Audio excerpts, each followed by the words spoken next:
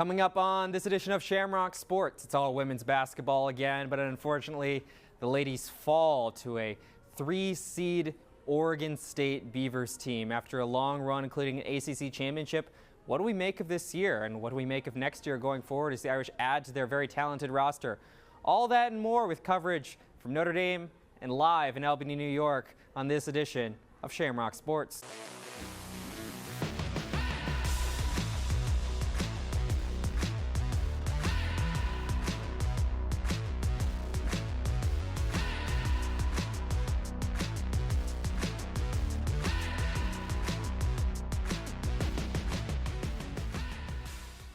And happy Easter from wherever you're watching, and welcome to Shamrock Sports Live from the Duncan Student Center at Notre Dame. I'm Jake Miller. We'll join the guys in Albany in just a second. But before we do, let's take a look at what happened in the big game, what went wrong for Notre Dame.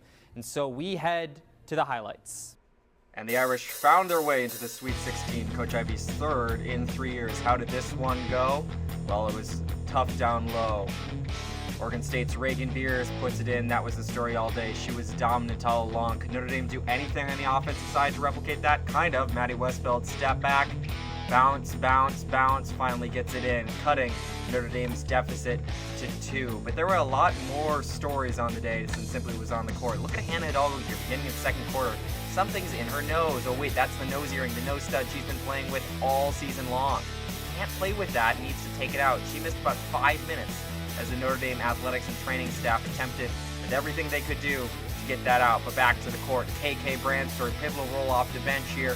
Nice pass out to the key to Maddie Westfeld. Westfeld puts it back again, gets it in there, rolls right past Beers, right past Gardner to put it in. It was an important basket for the Irish, who struggled all day to do much against Oregon State's post. Back to Westfeld. Here, what can she do? Oh, she can do more than shoot and score. She can pass. Gets it off to Anna DeWolf, who gets blocked, though, unfortunately. Oregon State sends it the other way, and more of Oregon State.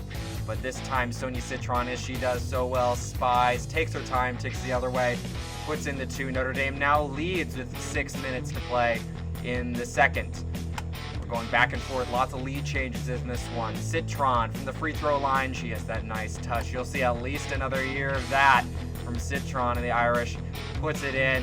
Notre Dame took a lot of those low efficiency shots today, and when other teams shoot threes they can't make, it allows for the Beast. Hannah Hidalgo passes it off to Anna DeWolf for her to do what she does best, open 3 on the key for the Irish. And the other side, Sonia Citron does so much, plays down low, and again back out to DeWolf, another 3. She had a nice day, finished with 12 points. But for Oregon State, they were even hotter, and from 3 there from Gardner takes us into the halftime break with 53-50 right there. Sonia Citron staying in the game. Right hand gets contact, dumps it in. Citron had a great day. And for Hannah Hidalgo, maybe not as strong of a day. Doesn't get contact there, but able to lay it in. And then for Oregon State, what can they do? Well, what can't they do? You can't leave Reagan Beers alone. She's able to put that in for 2. We had a 5-point game here going into the fourth quarter, and that's pretty much it. Neil Ivey says, we're not going to foul. Oregon State was too dominant down low. The Beavers take this one, and not a lucky day for the Irish. The Beavers go on to win. Notre Dame's season is done. And now on the ground in Albany, JJ Post, Tyler Reidy. Guys, tough loss. Thoughts in the game, thoughts on what happened?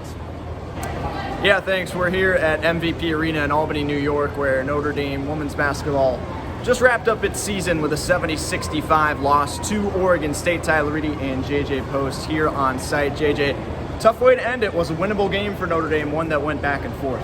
In the words of Dennis Green, they are what we thought they were, and that is a good basketball team that was going to be a disadvantage to Notre Dame in the low post. You know, the story of this game was Notre Dame, on the defensive end, did a lot of good. They forced 26 turnovers, only 5 on their own part. That is a margin that pretty much every time will win you a game, except when the other team outscores you in the post at a margin that Oregon State did. Tamia Gardner had a bunch of huge shots, a bunch of good work down low. Reagan Beers, another player that we kind of expected would be, pushing Notre Dame down low. She did exactly that. Notre Dame did what they needed to do in the front court to win this game. In the back court, very different story, and I don't think that's Notre Dame's fault. You know, you knew heading this game, Oregon State had a third-team All-American at center. They had a player like Gardner who knew was going to be quality, and Notre Dame playing shorthanded. It was always a mismatch, but the real kick for Notre Dame is how well they played, you know, on the half-court defense and transition to not get a win out of that because of the obvious disadvantage that they were always going to face. Credit to Oregon State, you know, they had a game plan and they executed really perfection. Every time it felt like they went down low to Beers and Gardner, they got results. But I think for Notre Dame, this is a loss. You kind of knew if Oregon State was going to do that to you in the paint, they were going to win the game. You got to take it on the chin and move on. Oregon State 40 points in the paint, also 26 turnovers for the Beavers, only 5 for the Fighting Irish, but Notre Dame could not overcome that, and now they turn the page to next season after a third consecutive Sweet 16 exit. JJ, how should the Irish and Neil Ivey approach this offseason, and what's the outlook for 24-25? I think it's just getting some rest first and foremost. I mean, I think the consensus heading into this season, at least once Olivia Miles went down injured, especially after the rash of injuries that hit the team in the November to December stage, was the Sweet 16 was kind of the ceiling. You know, they could win a couple games in March because they have talent. Hidalgo's a star. You know, Maddie Westball's an incredible player. Sonia Citron's an incredible player. But that was probably as far as they can go. Next season, it feels like the Sweet 16 is the floor for this team. You know, this is a team that has Hannah Hidalgo, a first-team All-American as a freshman. They had Olivia Miles, who was fringing on All-American status already before she had an ACL. They get back the likes of Cassandra Prosper, Emma Risch, Kylie Watson. You know, they bring back Sonia Citron. They might bring back, Tom Boyle will bring back, she didn't mention in the postgame, which feels like a strong start, Maddie Westbell, who I believe is a 5th year of eligibility. This is a team that adds Kate Koval. You know, we talk about how big of a weakness the Dame's post-play was today. You know, Oregon State beat them up down low. They forced them to try to sell out and make stops in the paint because they didn't have the bodies to do that. Kate Koval is a 5-star player that, you know, Neil Ivey won't name drop you after a season-ending loss if he doesn't think you're ready to go. She mentioned we've got some good post-play coming in. Kate Koval, you know, it remains to be seen whether she'll have a Hidalgo-like impact. Maybe that's probably a bit unrealistic of expectation, but if she is a starter for this team from day one, this team is going to be better from day one of 2024. So the ceiling of this team is probably a little unknown. It's going to hinge on, you know, how much did Cassandra Prosper and Emma Risch develop over the offseason, since they had an entire offseason, you know, to get better, an entire season to recover from injury. How much does Olivia Miles, you know, immediately gel with Hannah Hidalgo? You know, that's 2 ball-dominant players. They're 2 exceptionally talented players, so it's probably going to work, but it's not something we've seen on the court just yet. So for Notre Dame, the question becomes chemistry. How do you make this rotation that's suddenly going to have, you know, that's the underrated part, I think, because Notre Dame had, you know, 6 bodies effectively for all this year. Now they're going to be playing with 8 to 9 per game, and, you know, Notre Dame has some big contributors. That rotation could get a little jumbled. How do you decide which of Prosper, Risch, you know, Watson, these players that are probably going to be on the bench, quality bench players next year, how do you mix their minutes? How do you get them in effectively? Over the offseason, Ivey has to decide what their starting 5 is. Is Koval good enough to go right away? Do you want to maybe arrive to more experienced Hannah Kylie Watson, who down the stretch of the season was playing some of her best basketball before the ACL injury? Is Watson even healthy to go? We don't know. This is going to be an offseason of discovery. It's going to be an offseason of recovery. And for Notre Dame, it's difficult to see how the ceiling can't go up, though, no matter how the offseason goes. That surplus of players definitely a better problem to have heading into the offseason, which begins with a trip home from Albany, New York. Sweet 16 loss to Oregon State for the Fighting Irish. Let's send it back to South Bend and the studio for more. Thanks, guys. Always appreciate the on-the-ground coverage there. I'm now joined by the Observer's Associate Sports Editor, John Bailey. John, it was a close game, but maybe for how close it was, it didn't tell all the story with how poorly the Irish shot, only 25% from 3. Yeah, a tough way to end the season for Notre Dame. I think a lot of their struggles come down to the immense impact of Reagan Beers on the offensive end. She's a 3rd-team All-American, and she definitely played like one on Friday. She didn't have the flashiest stat line. She had 18 points and 13 rebounds, but her size left a tremendous impact on the offensive end in the low post, garnering so much attention with her gravity that it really left a lot of other Beavers open on the offensive end. Notre Dame tried to guard Beers with Natalia Marshall, you know, the one big left on the team after Kylie Watson went out for the whole season, but that wasn't really effective. On 2 possessions in a row, Beers went in isolation against Marshall and easily scored. So Coach Ivey and Notre Dame, they had to get a little creative in their approach to how they would want to guard Reagan Beers.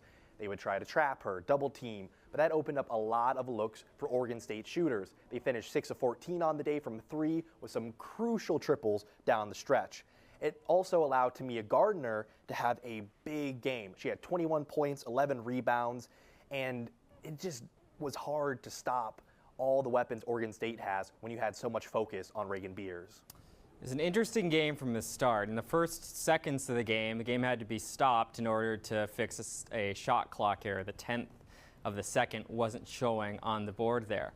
And then, end of the first quarter, Hannah Hidalgo had to be removed from the game due to a jewelry rule. Now she's worn this nose ring, this nose stud, pretty much all of the year. She wears it on the court, she wears it off the court.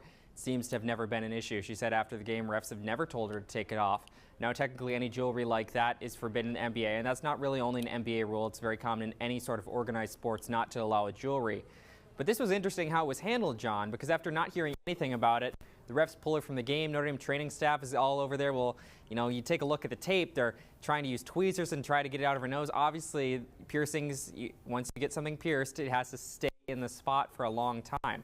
I don't know exactly what happened here, but it looked painful.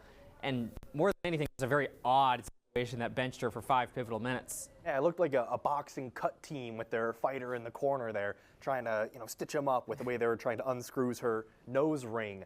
Really weird, like you said. I've never seen that before at a game at that level.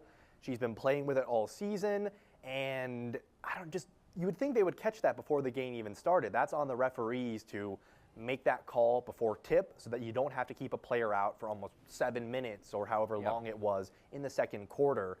And I have a bit of a conspiracy theory, putting on the tinfoil hat, that somebody on the Oregon State bench mentioned something to the referees to get Hidalgo out of the game.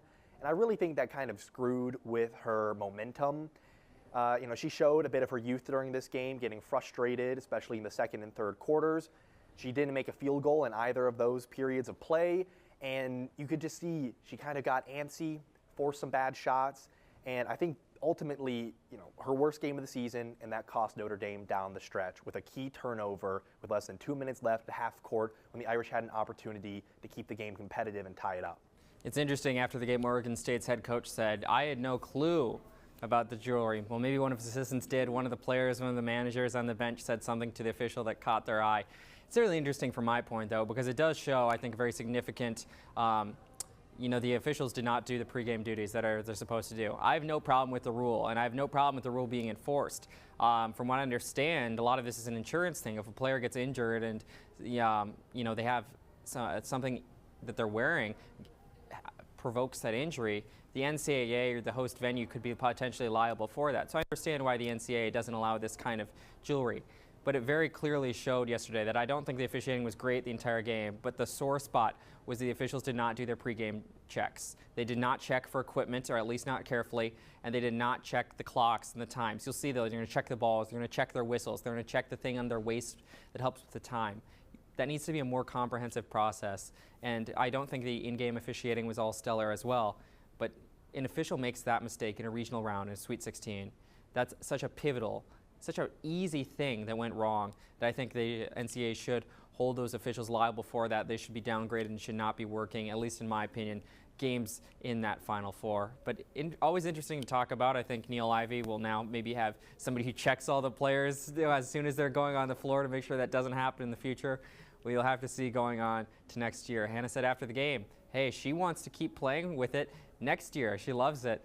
She says, if they make me take it out, they'll take it out, but I intend to play in it every game. We'll see if that holds true next year. We're going to talk a lot more Notre Dame women's basketball. What did the season end up being? What's it going to be like next year? We got all of that for you after this word from our friends at Amazon. You're watching Shamrock Sports.